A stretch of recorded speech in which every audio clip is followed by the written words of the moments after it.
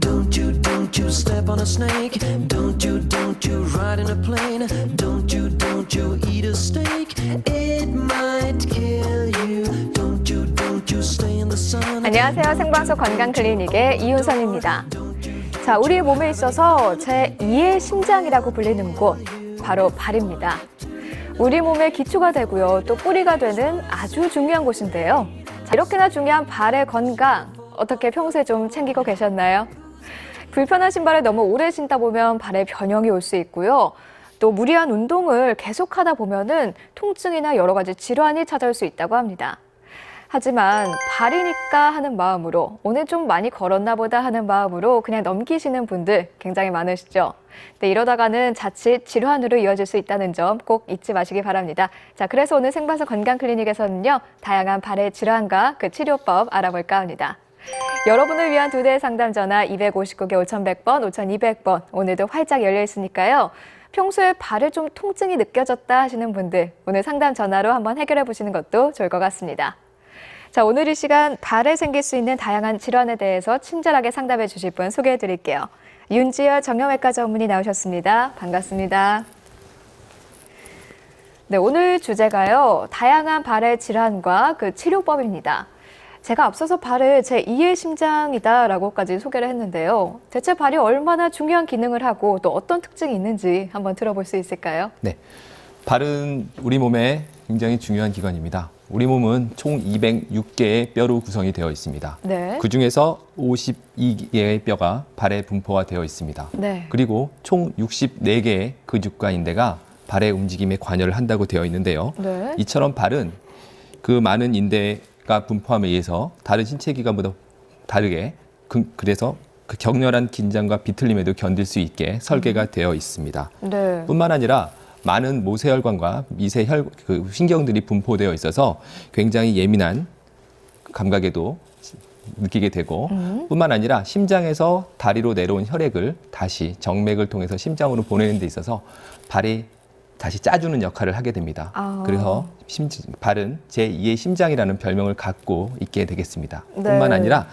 발은 우리가 서 있고 걸어 다니는데 굉장히 중요한 역할을 그렇죠. 하는 메인 역할을 하게 되겠습니다. 네, 이 발이 사실 그렇게 크지 않은데 우리 몸에 있는 뼈의 25%나 발에 집중이 돼 있다고 하니까 정말 굉장히 중요한 기관이구나 하는 생각이 듭니다.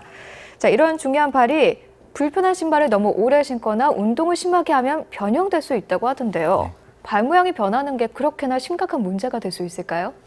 예, 말씀드렸던 것처럼 발의 피로를 증가시키는 데는 신발이 가장 큰 원인이 될 수가 있습니다. 네. 사람들은 그 발의 모양이 다 다릅니다. 맞아요. 오른쪽, 왼쪽 자체도 틀리고 크기도 다 다르고 모양 자체도 다 다릅니다. 하지만 대체로 신발 가게에서 신발을 살 때 자기의 발 길이에 맞춰서 사는 경우가 대부분입니다. 네, 대체로 맞아요. 폭이 넓은 사람, 두께가 두꺼운 사람들이 있는데요. 길이에만 맞추다 보니까 그 신발이 자기 발에 맞지가 않게 되고 그로 인해서 불편감을 호소하시는 분이 많이 있게 됩니다. 그리고 네. 좁고 긴 신발을 오랫동안 신어서 변형까지도 오게 됩니다. 그렇죠. 이 좁고 높은 신발을 오래 신으면 발에 변형이 온다는 이런 얘기신데요.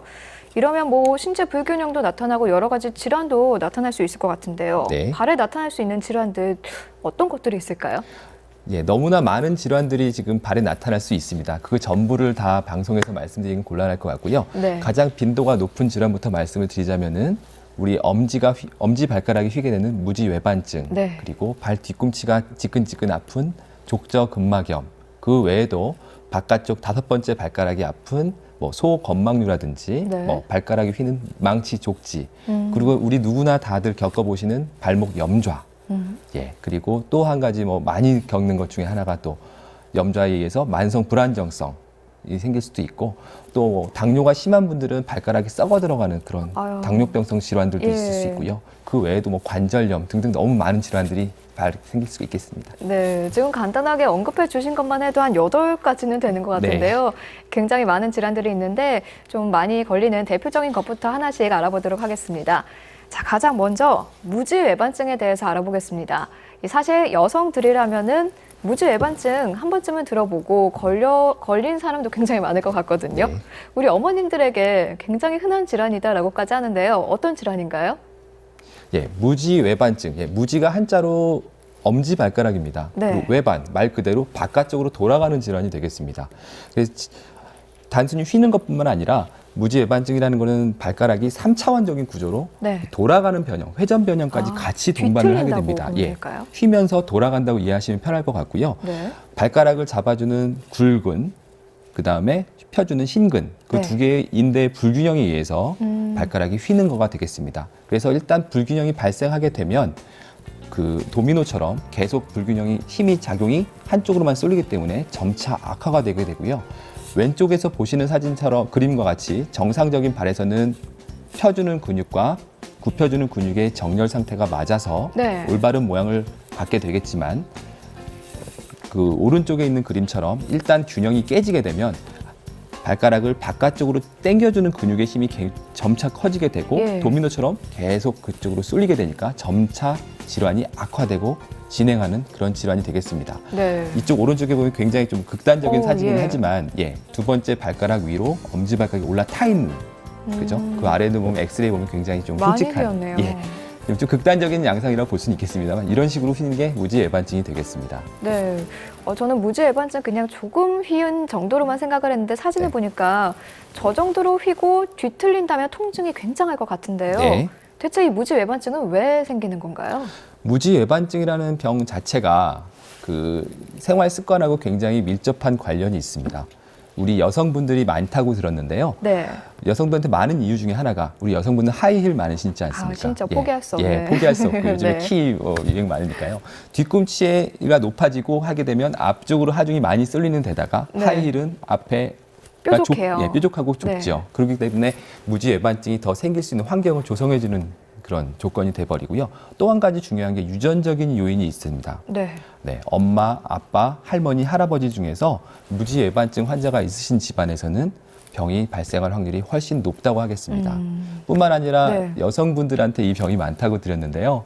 요즘 같은 경우는 남자분들도 키에 대한 중요성을 굉장히 좀 많이 하셔서 네. 뒤에 키높이 깔창 같은 거를 막 이만큼씩 깔고 계신 분이 많은데요.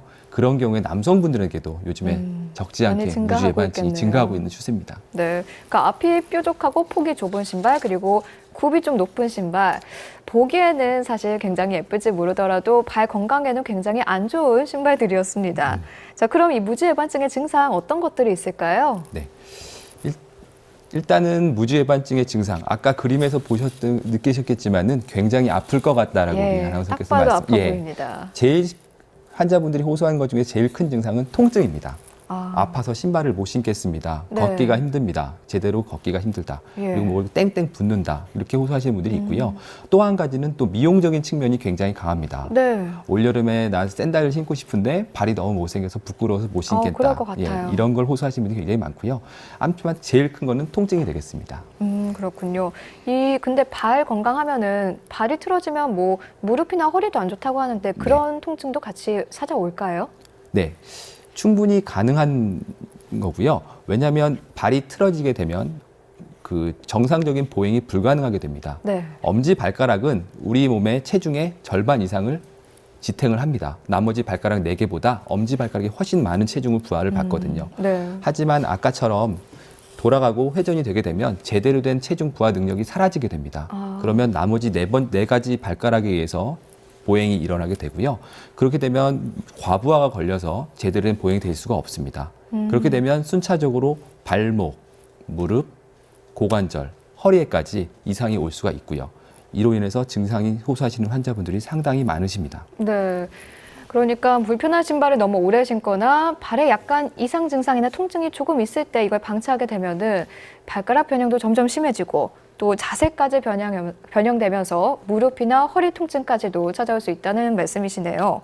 그럼 이 무지 외반증 언제쯤부터 치료를 하면 좋을까요?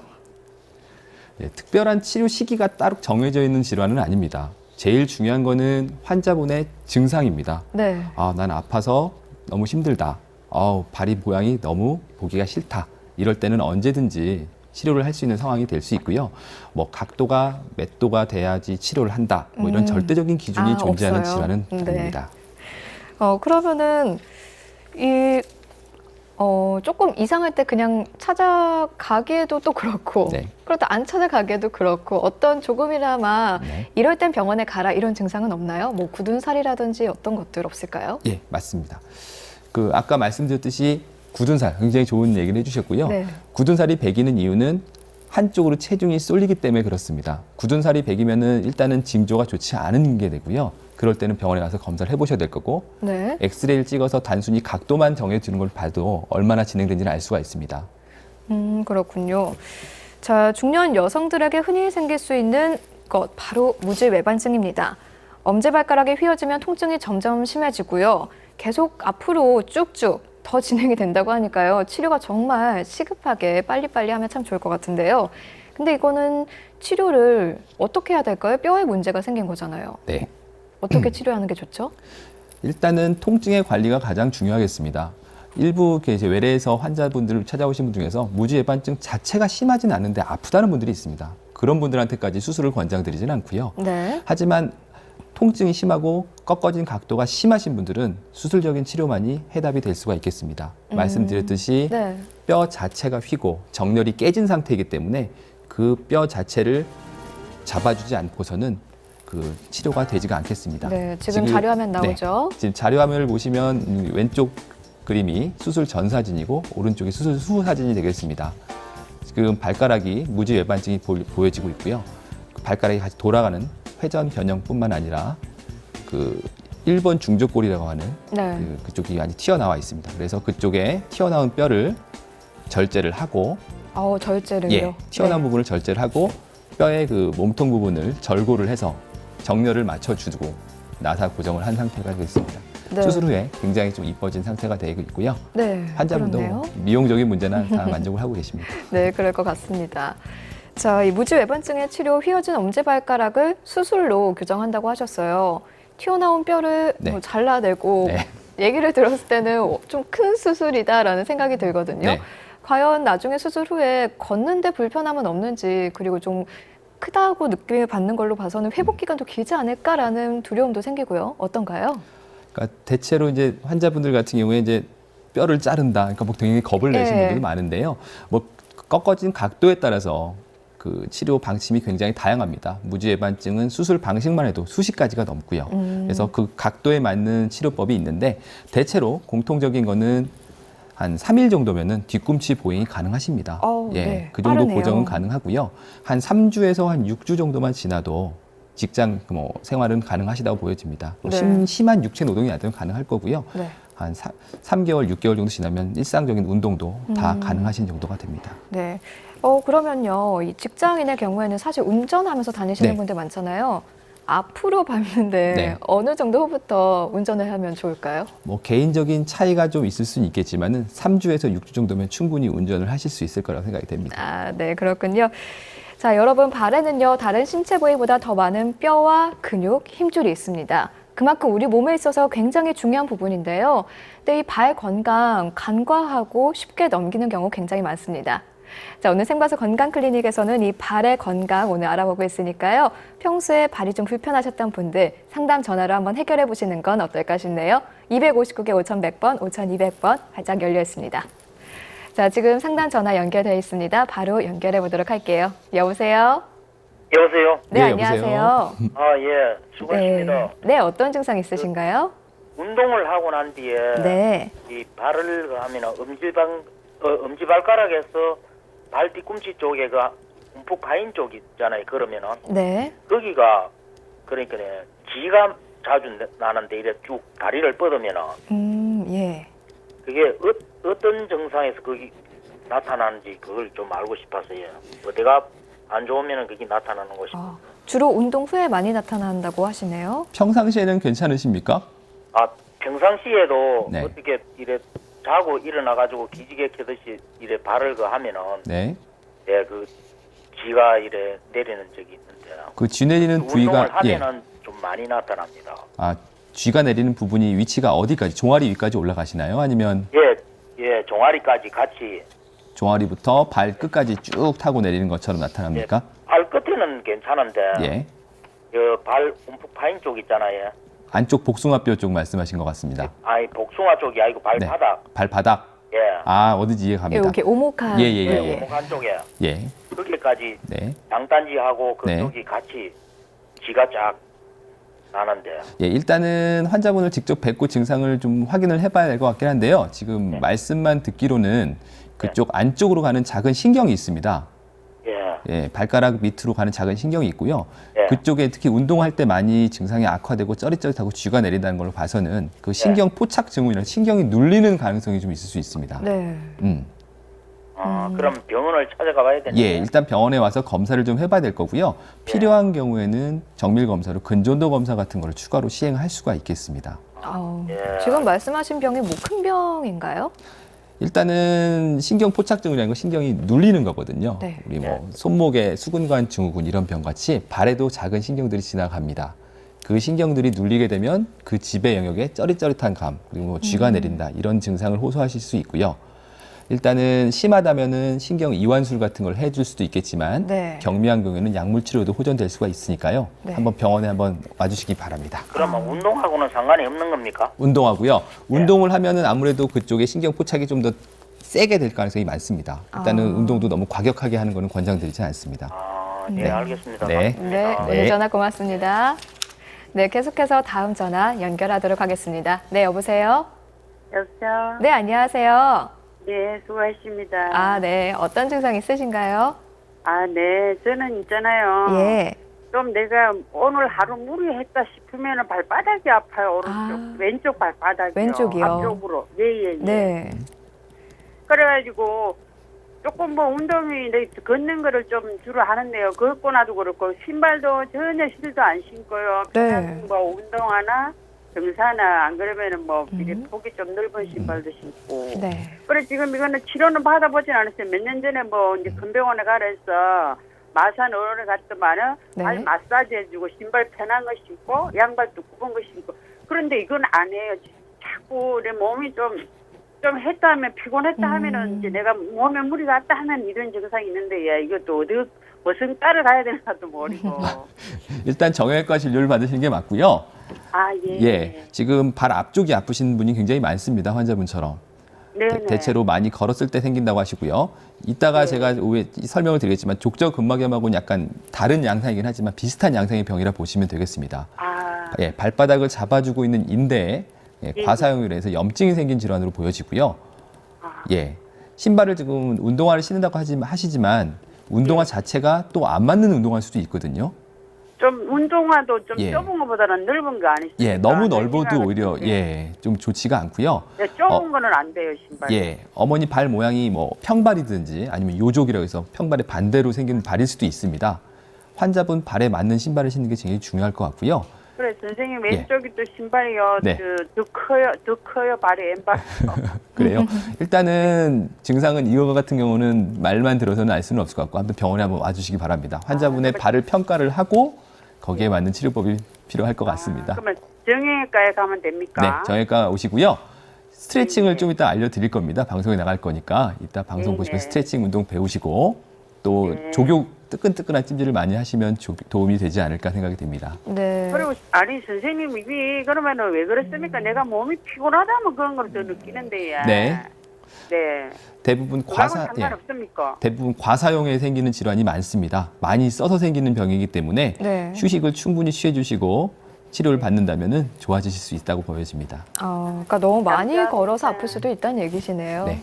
네, 오늘 전화 고맙습니다. 네. 안녕하세요. 네. 자, 생방송 건강클리닉 오늘은 정형외과 전문의 윤지연 선생님과 함께 다양한 발의 질환과 그 치료법들 알아보고 있습니다. 자, 저희가 첫 번째로 무지외반증 알아봤고요. 이제 두 번째로 이 소건막류라는 질환이 있다고 합니다. 저는 처음 듣는 질환인데요. 어떤 질환인가요? 예, 이름이 굉장히 낯설으실 네. 겁니다. 소건막류 이게 뭐지 하실 때지만 설명을 듣고 나시면 아 되게 쉬운 병이구나라고 이해를 하실 수 있겠습니다.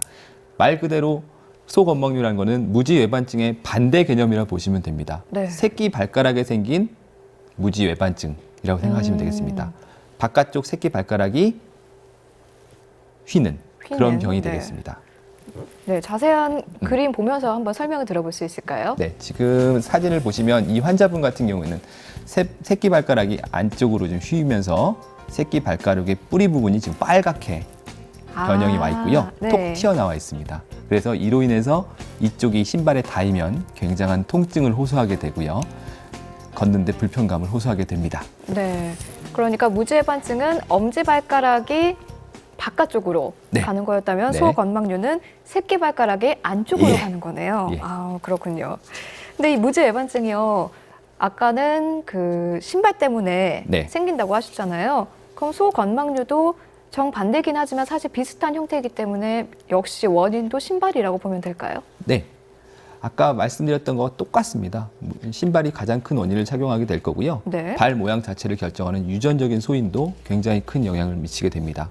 또 우리 한국 사람들 같은 경우는 양반다리를 많이 하게 되죠. 네. 특히 양반다리를 많이 해서 앉아서 작업을 하시는 분 중에서 발바닥 옆 부분이 땅에 닿게 됩니다. 그런 것이 계속 자극이 되는 분들은 소건망류에 노출될 확률이 많겠습니다. 아, 네, 저도 양반다리 굉장히 자주 하는데 그 말씀하신 그 느낌 뭔지 알 것 같습니다. 네. 이렇게 하고 있으면 네. 새끼 발가락이 빨개지면서 네. 아픈 느낌이 있는데 이게 반복이 되면 소건망류가 걸릴 수도 있다는 그런 말씀이시네요. 네. 네, 그러면 마찬가지로 그러면 증상은 또 어떤 것들이 있을까요? 뭐 네. 같을까요? 무지해반증하고? 네. 증상, 병태 생리, 원인 다 똑같기 때문에 증상도 비슷하다고 보시면 됩니다. 네. 아까 말씀드렸듯이 튀어나온 부분이 닿이게 되면 굉장한 통증을 호소하게 되고요. 군살이 박이면서 그리고 또 열감을 호소하시는 분들도 간혹 있습니다. 열감이요? 예. 네. 후끈후끈 달아오는 것처럼 아프다. 그리고 또 어떤 분들은 발가락이 안쪽으로 휘기 때문에 네. 네 번째 발가락과 다섯 번째 발가락이 서로 붙어서 네. 이 네 번째 발가락과 다섯 번째 발가락 사이에 욕창같이 아. 피부 문제를 생겨서 너무너무 불편하다고 호소하시는 분이 상당히 많습니다. 네, 그렇군요. 그러면은 근데 이런 분들도 사실 무지해반증도 그냥 방치하는 경우가 많듯이 소건망염도 네. 그냥 방치하는 경우가 참 많을 것 같습니다. 그렇지만 치료는 당연히 해야 될 텐데요. 어떻게 치료를 할 수 있을까요? 마찬가지로 수술을 해야 될까요? 네. 일단은 소건망류라는 거는 우리 엄지보다 새끼 발가락이 더 홀대를 받듯이 치료 자체도 오히려 더 진짜 무지외반증보다 더 치료가 안 오는 분들이 많습니다. 네. 하지만 증상이 심하다면 조기에 병원에 와서 치료를 받으셔야 되겠고요. 증상이 심하지 않은 경우에는 통증 완화를 위해서 깔창 치료라든지 그다음에 약물 치료로 호전을 기대해 볼 수가 있겠습니다. 하지만 튀어나온 정도가 굉장히 심하고 조금만 데어도 아프신 분이라면은 무지외반증과 마찬가지로 수술적인 치료가 권장이 되겠습니다. 네. 어떻게 볼 수 있을까요, 수술? 지금 자료화면 나오고 있네요. 지금 사진에서 보시다시피 이 수술 전 왼쪽 사진 같은 경우에 다섯 번째 새끼 발가락이 바깥쪽으로 튀어나와 있는 게 눈에 보입니다. 네. 그래서 이 환자분 같은 경우는 튀어나온 부분을 절제를 하고 그리고 5번 중족골 그 근위부를 갖다가 절골을 해서 안쪽으로 밀어주면 그거에 의한 반대급부로 새끼 발가락은 외측으로 돌아가는 효과를 기대할 수 있겠습니다. 네. 간단하게 무지외반증보다 뼈가 작기 때문에 더 작은 수술로 성공적인 결과를 발휘할 수 있고요. 양상이 굉장히 괜찮습니다. 네, 증상이 심하지 않으면 신발 교정이나 특수 깔창으로도 치료가 가능하고 증상이 심한 경우에는 무지외반증 같이 뼈를 깎아내는 수술을 할 수 있겠네요. 자, 오늘 발에 생길 수 있는 다양한 질환과 치료법도 알아보고 있습니다. 자, 발가락을 알아봤으니까 이제는 조금 밑으로 내려와서요. 네. 한번 발바닥에 생길 수 있는 질환 알아보겠습니다. 자, 바로 족저근막염. 이게 바로 굉장히 대표적인 질환이죠. 네. 저도 한 두어 번 걸려본 적이 있는데요. 어떤 질환인가요? 그 웬만한 분들은 다 들어보셨을 겁니다. 족저근막염이라고. 날 듯하면서도 또 재발하고, 맞아요. 날 듯하면서도 재발하고. 참 이것 때문에 사람이 죽고 사는 문제는 아니지만 굉장히 사람을 귀찮게 만드는 그런 질환이 되겠습니다. 일단은 그림을 보면서 말씀을 드리겠습니다. 네. 대표적인 족저근막염이 나타나는 부위를 표시한 겁니다. 예, 발 뒤꿈치 종골이라는 뼈가 있고요. 네. 그쪽으로 족저근막이 붙게 되겠습니다. 그거보다 약간 중간 앞쪽, 지금 딱 빨갛게 표시된 부위에 네. 족저근막염 증상이 나타나게 되고요. 가장 대표적인 증상이 아침에 일어나서 첫 발을 디딜 때 저 부위가 활활 타는 것처럼 찢겨지는 것처럼 아프다라고 호소하시는 분들이 상당히 많습니다. 네. 아침에 일어나 첫 발을 디딜 때 굉장히 아프다면은 족저근막염을 네. 의심해 봐야 되는 거네요. 자, 생방송 건강클리닉 오늘은요 발의 질환과 치료법 알아보고 있는데요. 지금 전화가 연결돼 있다고 합니다. 연결해 보겠습니다. 여보세요. 여보세요? 네, 안녕하세요. 아, 예. 저는 30대, 20대, 30대 굉장히 높은 하이힐을 많이 신었거든요. 네, 그런데 한 40대에는 금방 네, 족저근막염이요. 발뒤꿈치에 네, 불이 막 나는 것처럼 팔 막 그거 굉장히 뜨거운 걸 많이 느꼈고요. 네, 근데 그게 좀 지나고 나니까 지금은 이제 제가 60대인데 50대 한 중반부터 여기 그 뼈가 엄지발가락 옆에 뼈가 빨갛게 되면서 굉장히 통증을 많이 느꼈거든요. 네, 통증을 많이 느꼈는데 보니까 여기가 이제 조금 많이 돌출이 됐고요.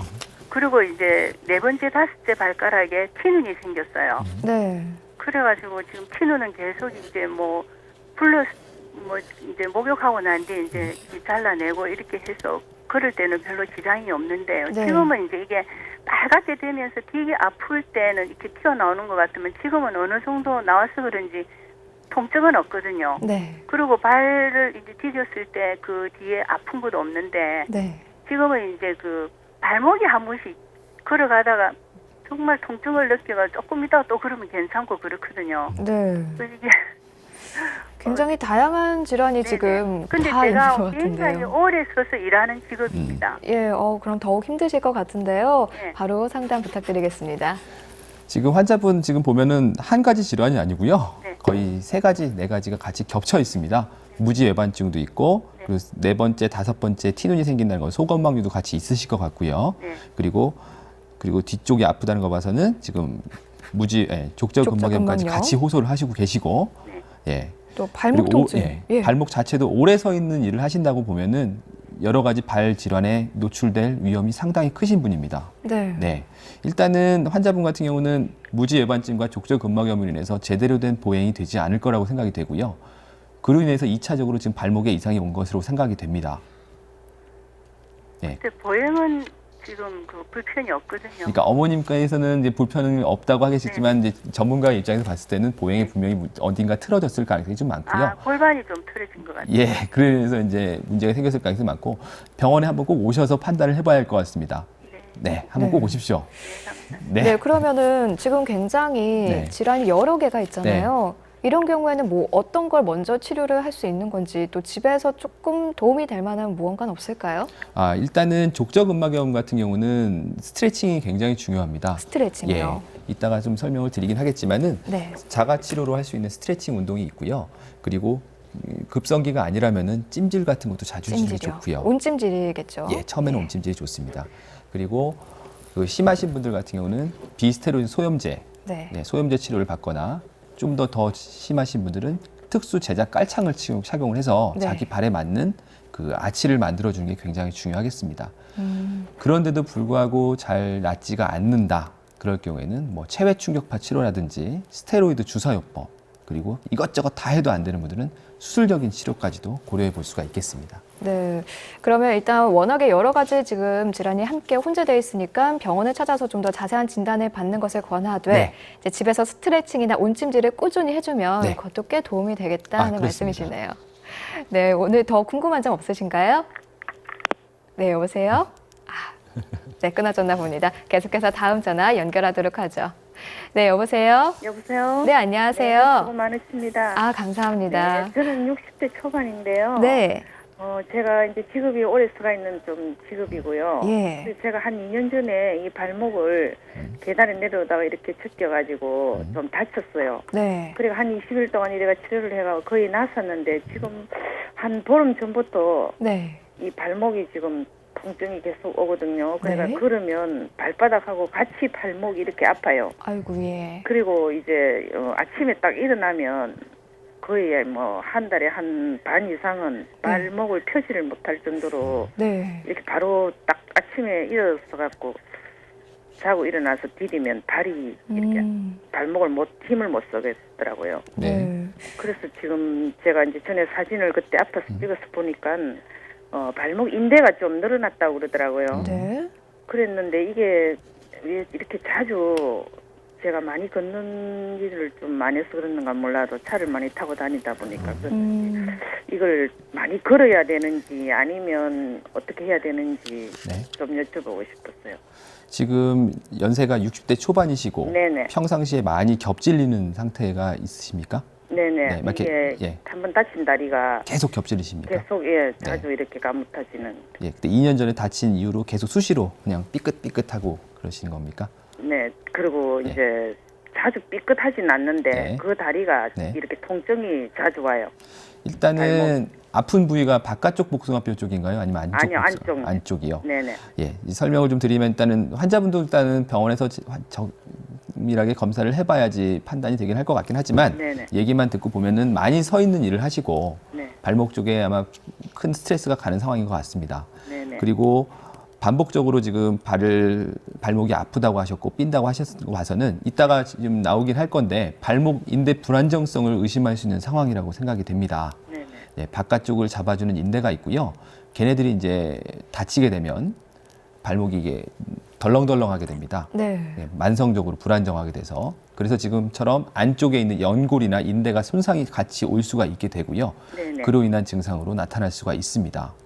어머님께서도 한번 병원에 꼭 와주시길 바랍니다. 제가 이 발톱이 있잖아요. 네네. 예. 엄지 발가락에 발톱이 안 그랬는데 한 몇 달 전부터 지금 발톱이 살을 파고 들어가는 네.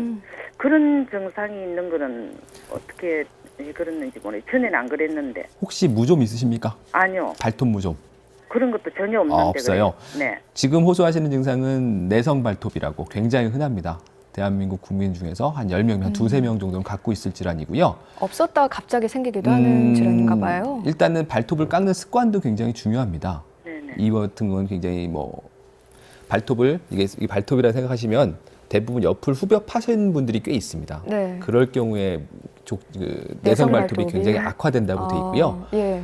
대체로 살을 파고 들어가지고 네. 그러면 그게 골문 것처럼 그래요. 아파요. 그래서 골마서 환자분들이 병원에 많이 오세요. 이쪽에 고름이 차서. 네. 요즘 같은 경우는 치료 방법이 많이 있는데 이빨을 교정하듯이 그 발톱을 네. 쳐서 교정기를 차는 방법이 있을 수 있고요. 네. 또 두 번째로 심한 분들 같은 경우는 교정이 잘 안 되는 분들이 있습니다. 그럴 때는 발톱 일부분을 절제를 해서 예. 뽑아내고 발톱을 만드는 세포 이쪽 부분까지 다 없애버리는 치료가 있을 수 있겠습니다. 그러면 발톱이 자라나지 않을 테니까 치료가 되겠 수 있습니다. 네. 너무 걱정하지 마십시오. 네, 감사합니다. 네. 네, 오늘 잘 전화 들었습니다. 고맙습니다. 네. 자, 생방송 건강클리닉 오늘은 정형외과 전문의 윤지혜 선생님과 함께 다양한 발 질환과 치료법 알아보고 있습니다. 여러분을 위한 2대의 상담 전화 259개 5100번, 5200번 오늘도 활짝 열려 있으니까요. 평소에 발이 좀 아프셨다 하시는 분들 아니면 발목도 괜찮습니다. 발목에도 좀 통증이 있었다 하시는 분들 오늘 상담 전화로 한번 해결해 보시면 참 좋을 것 같습니다. 자, 저희가 앞서서 족저근막염을 조금 알아보고 있었어요. 족저근막염이 발바닥이 붓고 발 뒤꿈치 가운데에 통증이 생긴 질환이라고 하셨거든요. 근데 이 족저근막염 그럼 왜 생기는 건가요? 예, 족저근막염의 원인은 과사용입니다. 결론만 말씀드리겠습니다. 네. 과사용. 많이 쓰고 많이 다치기 때문에 생기는 병입니다. 요즘에 날씨가 굉장히 좋죠. 조깅하시는 분들, 마라톤 뛰시는 분들, 등산 가시는 분들 굉장히 많으실 겁니다. 하지만 자기의 그 신체적인 조건보다 많이 쓰시고 과한 부하가 걸리게 되면 족저근막염이 생길 수밖에 없습니다. 네. 우리 발에는 평상시 보행에 자기 체중의 3배에 가는 하중이 실리게 되고요. 특히 뛸 때는 한 10배 정도의 하중이 실리게 됩니다. 하지만 우리 발바닥의 아치를 지탱해주는 족저근막이라는 녀석이 그 힘을 다 받는다고 보시면 되겠는데요. 네. 그만큼 많은 힘이 순간적으로 가해지게 되면 특히 종골이라고 하는 뒤꿈치 뼈에 붙는 부위에 미세한 파열이 유발되거나 아니면 염증이 쌓이게 됩니다. 그로 인해서 족저근막염이 발생하게 되고요. 네. 그렇군요. 그러니까 걷는 운동이 좋다고 해서 많이들 걸으시는데 너무 많이 걸어서 생길 수도 있다는 거네요. 그리고 또 아까 체중의 3배라고 하셨는데요. 네. 그러면 너무 비만이신 분들도 이 족저근막염을 발생시키는 한 원인이 될 수도 있나요? 적정 체중인 환자분보다 당연히 비만인 환자들이나 과체중인 환자분들한테 훨씬 더 유병률이 높다고 보시면 되겠습니다. 네. 그리고 자기의 운동량을 알고 거기에 맞는 운동을 해주시길 바라고요. 네. 갑자기 날씨 좋았다고 갑자기 확 늘리시면 네. 고생하실 수 있으니까 좀 조심해 주시기 바랍니다. 네. 또 이 족저근막염이요. 중년층 여성 어머님들이 굉장히 많이 걸리는 질환이라고 했습니다. 이게 뭐 남자 여자의 차이일까요? 아니면 중년층이니까 뭐 폐경기와 좀 관련이 있다고 보면 좋을까요? 네, 폐경기하고도 관련이 있습니다. 여성분들이 폐경이 되게 되면 여성 호르몬의 분비가 줄어들게 됩니다. 그러면 발바닥을 밑에 보면은 되게 도톰한 지방층이 있게 됩니다. 이 지방층의 두께가 굉장히 얇아지게 되고요. 그리고 여성분들이나 남성분들이나 중년이 넘어가시면 젊을 때에 비해서 그 족저근막의 그 탄력도나 이런 것들이 떨어지게 돼 있습니다. 그래서 질병의 유병률이 훨씬 높아지게 되고요. 네. 근데요, 저는 사실 나이가 많지 않은데도 네. 이 족저근막염에 걸렸습니다. 네. 저 같은 젊은 여성들이 족저근막염에 걸리는 이유는 무엇일까요?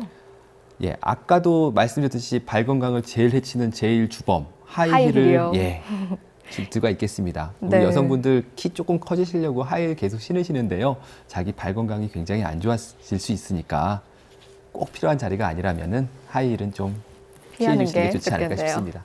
네, 이 하이힐이 무지해반증도 일으키고 또 소건막류도 일으키고 족저근막염까지도 모든 것에 다 원인이 되고 있었습니다. 네. 자, 이 족저근막염이 심한 경우에는요, 까치발로 네. 병원을 찾는 분들이 계실 정도라고 하더라고요. 네. 어떻게 좀 치료를 빨리 최대한 효과적으로 하면 참 좋을 것 같은데요. 네. 치료 어떻게 할 수 있나요? 예, 치료법은 대체로 족저근막염 같은 경우는 비수술적인 치료를 하게 됩니다. 아까 말씀드렸듯이 많이 써서 생긴 질환이기 때문에 많이 안 쓰는 것. 아, 너무 최대한 편하죠. 쉬어주는. 예, 최대한 휴식이 필요하고요. 네. 그다음에 급성기 같은 경우에는 그 얼음찜질도 도움이 될 수가 있습니다. 네. 그리고 스트레칭 운동을 권장을 드리는데요. 그리고 스트레칭을 함에도 불구하고 통증이 계속될 때는 아까 말씀드렸듯이 소염제를 갖다가 드시다든지 깔창을 깐다든지 네. 뭐 체외 충격파 시술을 한다든지 것들이 할 수 있습니다. 지금 그림에서 보시면 지금 오른쪽에 저희 선생님께서 지금 체외 충격파 시술을 하고 계시고요. 저게 체외 충격파군요. 예, 염증이 생기거나 파열된 족저근막에 전기로 된 체외 충격을 줘서 그쪽을 재생시키려는 치료를 하는 거라고 보시면 되겠습니다. 그리고 오른쪽 그림에서 보면 지금 벽을 짚고 좀 아픈 다리를 뒤로 빼는 겁니다. 뒤로 빼고 네. 앞으로 쭉 밀어주면서 스트레칭을 하게 되면 아킬레스건이 탱탱해지는 느낌을 받을 수 있고요. 네. 이때 중요한 거는 발 뒤꿈치를 땅에 붙이고 해야 된다는 겁니다. 아, 예, 그리고 두 번째, 네. 저런 고무줄을 이용해서 발목을 갖다가 수동적으로 당겨주게 되면 족저근막의 긴장도를 늘리게 되고요. 또 발가락을 뒤로 제껴주는 운동, 그리고 또 기능적으로 발목으로 내 이름을 쓰는다든지 1부터 100까지 쓴다든지 이런 운동을 해주시면 도움이 될 수 있을 것 같습니다. 네, 그러니까 아까 본 스트레칭에서는 아픈 발을 뒤쪽으로 빼고 네. 발 뒤꿈치를 발바닥에 붙여서 앞으로 당기면 장단지 쪽으로 예, 조금 그렇죠. 당김 현상이 나타나는 네. 게 좋은 거였네요. 네, 그렇죠. 아킬레스건을 늘려주는 예. 게. 그렇군요. 자, 생방송 건강클리닉 오늘의 다양한 발의 질환 알아보고 있는데요. 계속해서 이번에는 발목을 삐는 현상 좀 알아볼까 합니다. 사실 저도 참 발에 문제가 많은 것 같은 게 발목도 그렇게 자주 삐었어요. 한 번 삐면 또 삐고 또 삐고 계속 반복이 되더라고요. 근데 사실 이럴 때 매일매일 발목을 삐게 되는데 병원에 가기에는 좀 그렇고 휴식을 취하면 낫겠지 하게 되거든요. 어떤가요? 예, 우리 흔히들 평생 살면서 몇 번씩 발목 다 삘 수밖에 없습니다. 네. 남자분들은 뭐 운동하다가 축구하다, 농구하다 다 삐고요. 네. 여자분들은 하일 신고 가다가 맨홀 뚜껑에 걸려서 자꾸 삐는 그런 분들도 경우도 많이 있어요. 있고요. 네. 뭐 가볍게 아픈 분들도 있겠지만은 발목이 탱탱 붓고 멍이 드는 분까지 되게 정도가 다양하게 삐는 경우가 있는데요. 네. 대체로 우리가 흔히들 발목 염좌 그냥 삐었다라고 해서 그냥 침만 맞고 그냥 말고 좋아지는 경우도 굉장히 많은데요. 네. 하지만 초기 치료를 잘못하게 되면 이 손상된 인대가 제대로 붙지 않은 상태로 유지가 되게 됩니다. 네. 이런 경우에 만성적인 상태로 진행을 할 수가 있게 되고요. 그렇게 되면 계속 발목이 삐게 되고 발목이 아프게 되고 그런 불편감을 호소하시게 됩니다. 네. 그 앞서 상담 전화에서도 한번 계단에서 접질르셨는데 그 이후로 계속 접지르게 되고 굉장히 통증이 느껴진다라고 하신 분이 계셨습니다. 자, 이렇게 한번 넘어지면 계속해서 그쪽 발만 좀 넘어지게 되더라고요. 치료 후에도 그러면 이렇게 발목을 계속 삐게 되는 거는 치료가 잘 안 됐다고 봐야 되나요? 아니면 재발이라고 봐야 될까요? 뭐 둘 다를 생각할 수 있겠습니다. 제대로 치료가 된 상황에서도 또다시 겹질리거나 네. 해서 치료된 인대가 다시 터지는 경우도 있을 수 있겠고요. 네. 처음에 초기 치료가 잘못돼서 잘못되게 인대가 붙어버린 경우에 계속 만성적인 불안정성을 유지가 될 수가 있겠습니다. 그런 경우에는 계속 환자분들이 수시로 삔다, 네. 너무 아프다, 걷기가 힘들다라고 불평을 하시게 되고요. 그럴 경우에는 불안정성이 있는지를 검사를 해 보셔야 됩니다. 네. 그럼 이 말씀하신 만성 발목 불안정성의 대표적인 증상은 어떤 것들이 있나요? 예, 말씀드렸듯이 계속 아프다. 계속 예, 아프다. 뭐 기부스도 오래 했고 침도 맞고 약도 먹고 충분히 쉬었는데도 불구하고 계속 아프다고 하시는 분들이 많고요. 또 수시로 삔다고 하십니다. 네. 나는 여태까지 걸어가다가 그냥 계속 아무것도 삐끗삐끗. 없는데. 예, 아무것도 네. 없는데도 삐끗삐끗한다고 호소를 하시고요. 지금 그림에서 보시면 이게 똑같은 환자분의 발목입니다. 네. 예, 왼쪽 같은 경우에 벌어지는 지금 스트레스를 준 겁니다. 발목을 네 발 네. 안쪽으로 꺾어 봤을 때 정상적인 왼쪽에서는 벌어지는 각도가 저 정도인데 비해서 손상이 와서 만성적인 발목 불안정성이 오신 발목 같은 경우는 확실히 많이 벌어지는 걸 느낄 수가 있습니다. 그렇네요. 네. 이렇게 된 거는 바깥쪽을 잡아주는 전거비인대라는 녀석이 조금 제 기능을 잘 못하고 있다라고 판단이 되는 상태고요. 이런 네. 경우에는 수술적인 봉합이나 재건이 필요하게 됩니다. 네. 이렇게 계속 발목을 삐다가 한 번은 좀 크게 다칠 것 같다라는 네. 그런 두려움도 좀 있거든요. 네. 만성 발목 불안정은 대체 어떻게 치료를 할 수 있나요? 일단 만성적인 발목 불안정성을 진단 내리는 게 굉장히 중요하고요. 그 진단을 내리는데 아까 말씀드렸던 사진에서 나온 것처럼 스트레스 검사, 방사선 검사를 시행할 수가 있겠습니다. 그리고 필요에 따라서는 MRI 검사로 인대가 과연 살아있는지 네. 여부를 판단을 해야 될 거고요. 네. 그래서 인대가 어느 정도 꼬맬 수 있는 상태가 됐다 하면은 그때는 인대 봉합, 원래 위치에 꼬매지는 치료를 하게 되겠고요. 하지만 어떤 분들 같은 경우는 인대가 아예 없으신 분들도 있어요. 아, 그럴 때는, 그래요? 그럴 땐 새로 만들어주는 재건 치료를 해야 됩니다. 네. 예, 지금 그림에 보시던 것처럼 복숭아뼈 앞쪽으로 절개를 한 4cm에서 5cm 정도 네. 절개를 가하게 되고요. 끊어진 인대를 찾아서 바깥쪽 복숭아뼈에 같이 부착을 시켜주는 게 인대 봉합 수술이 되겠습니다. 아, 어떻게 보면은 간단한 것 같으면서도 네. 또 불안하기도 하고 좀 네. 무서운 수술이네요. 자, 지금 생방송 건강클리닉 오늘은 정형외과 전문의 윤지열 선생님과 함께 다양한 발 질환과 치료법 알아보고 있습니다. 자, 2대 상담 전화 259개 5100번, 5200번 열려 있는 거 아시죠? 상담 전화 해주시기 바랍니다. 자, 지금 바로 전화 연결해 보죠. 여보세요? 네, 안녕하세요. 네, 안녕하세요. 예, 저는 50대 초반인데요. 네. 왼쪽 발가락 네 번째 발가락이 네. 감각이 없어요. 감각이 없으세요? 네. 이게 이제 많이 걸을 때는 이렇게 쭉 당겨져 가지고 발목까지 네. 아프기도 하고 네. 그 힐을 옛날에는 많이 신었어요. 네. 그래서 요즘도 가끔은 이제 힐을 신을 일이 있으면은 네. 아파요. 그 발끝이 많이 아프면서 또 요 중간에는 제가 이제 신을 운동화를 주로 신으면서 발가락이 또 조금 괜찮았었는데 네. 발톱이 네. 저 무좀은 없는데 발톱 색깔이 완전히 음, 이렇게 상해버려요. 아. 그게 다 또 중간에 제가 운동화 많이 신을 때는 괜찮았었는데 네. 조금 지금도 또 이제 발톱이 이렇게 상해 나오면서 밤늦게 많이 걷는 날은 되게 촉촉촉 아려요. 이렇게 어떻게 치료를 해야 될지 걱정은 되는데 네. 네. 정형외과를 가보긴 했거든요. 네. 네. 뭐 신경이 잘 안 통한다고 그 몇 번 치료를 받았는데도 그때는 또 주사를 맞으면 괜찮았었어요. 네. 근데 지금도 아파요. 오늘 같이 약간 흐린 날은 또 더 아픈 것 같고. 근데 또 운동화를 신고 편하게 운동도 제가 좀 많이 하는 편인데 네. 그럴 땐 또 괜찮아요. 걷고 난 후에 음. 밤에 많이 아프거든요.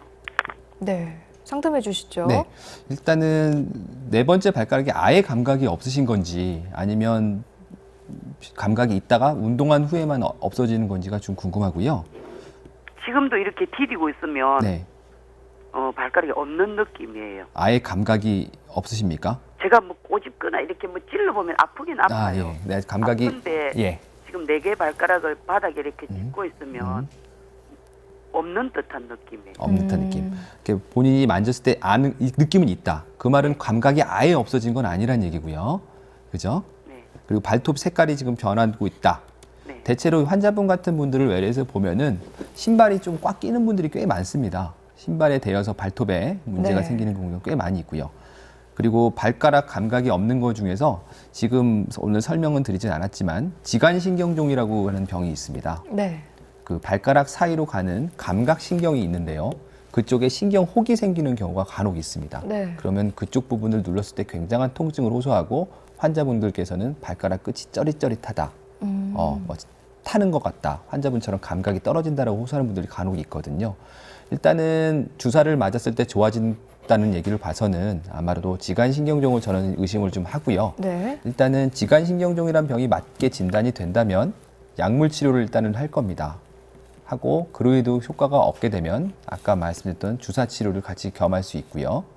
또 필요하다면 아까 나왔듯이 체외 충격파 치료도 도움이 될 수가 있겠습니다. 네. 하지만 이것저것 해도 다 안 되면 신경 절단술을 해야 되기 때문에 예. 일단 병원에 한번 오셔서 검사를 제대로 한번 받아보실 필요가 있겠습니다. 네. 그럼 이 지간신경종은 검사를 하려면 뭐 CT를 찍어야 되는 건가요? 아니요. 지간신경종이라는 게 뭐 지간신경이 두께가 거의 1mm, 2mm밖에 안 됩니다. 굉장히 큰 혹 같은 경우에는 MRI상 보이기도 하지만 대체로 잘 안 보입니다. MRI 상에서도. 네. 그래서 대체로 외래에서 환자분의 임상 양상과 압통을 호소하시는 부분을 눌러봤을 때 의심을 하는 정도로 되고요. 그거에 의심해서 치료를 했는데 어느 정도 약의 치료 반응이 보인다. 그러면 치료와 진단이 동시에 될 수 있는 그런 질환이라고 보시면 되겠습니다. 네, 그렇군요. 일단은 병원을 내원하셔서 좀 더 정밀한 진단을 한번 받아보시고 지간신경종인지 아닌지를 확인하는 게 가장 먼저겠네요. 네. 네, 혹시 더 궁금하신 점 있으신가요? 네. 다시 한번 치료를 받아봐야 되겠어요. 한번 병원에 네. 걱정은 많이 되거든요. 네. 네, 꼭 병원을 찾으셔서요. 어떤 병인지 제대로 확인을 해보시기 바랍니다. 감사합니다. 네, 오늘 전화 고맙습니다. 자, 생방송 건강클리닉 오늘은 정형외과 전문의 윤재열 선생님과 함께 다양한 발질환 알아보고 있죠. 계속해서 알아보도록 하겠습니다. 자, 이 발에 생길 수 있는 질환들 지금까지 몇 가지 알아봤는데 참 많아요, 은근히. 네. 이 발이 편해야 온 몸이 편하다 이런 말이 있거든요. 네. 다양한 발질환을 예방할 수 있으면 참 좋을 것 같은데요. 어떤 방법이 있을까요? 예, 여태까지 오늘 질환들을 살펴보면서 가장 큰 원흉은 하이힐, 그렇네요. 좋지 않은 신발, 그다음에 이 제일 큰 원인이 될 수 있습니다. 유전적인 소인이나 타고난 거니까 어떻게 할 수가 없을 거고요. 일단 신발을 본인의 발에 맞는 신발을 신어주길 적극 권장을 드리고요. 네. 운동을 하실 때에는 운동 전후에 충분히 근육 스트레칭을 해둘 거를 권장을 드립니다. 근육이 충분히 스트레칭이요. 풀어져 있지 않은 상태에서 네. 과도한 운동을 하시게 되면 오히려 독이 될 수 있습니다.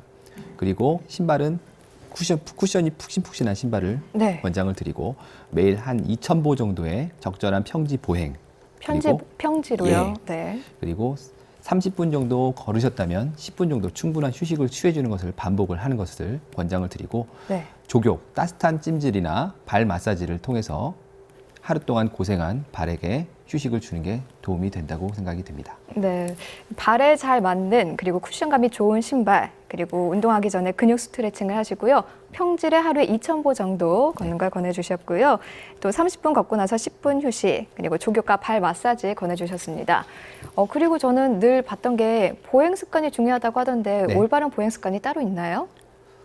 올바른 보행 습관이라 본인 발에 편한 게 올바른 보행 습관일 거고요. 그런가요? 예, 뭐 어떤 분들은 뭐 툭툭 차면서 걸어라 뭐 이렇게 말도 많은데 그게 뭐 일일이 한다고 해서 되어지지는 않을 거고요. 본인이 불편함을 느끼지 않는 보행 습관이 올바른 보행 습관일 겁니다. 네.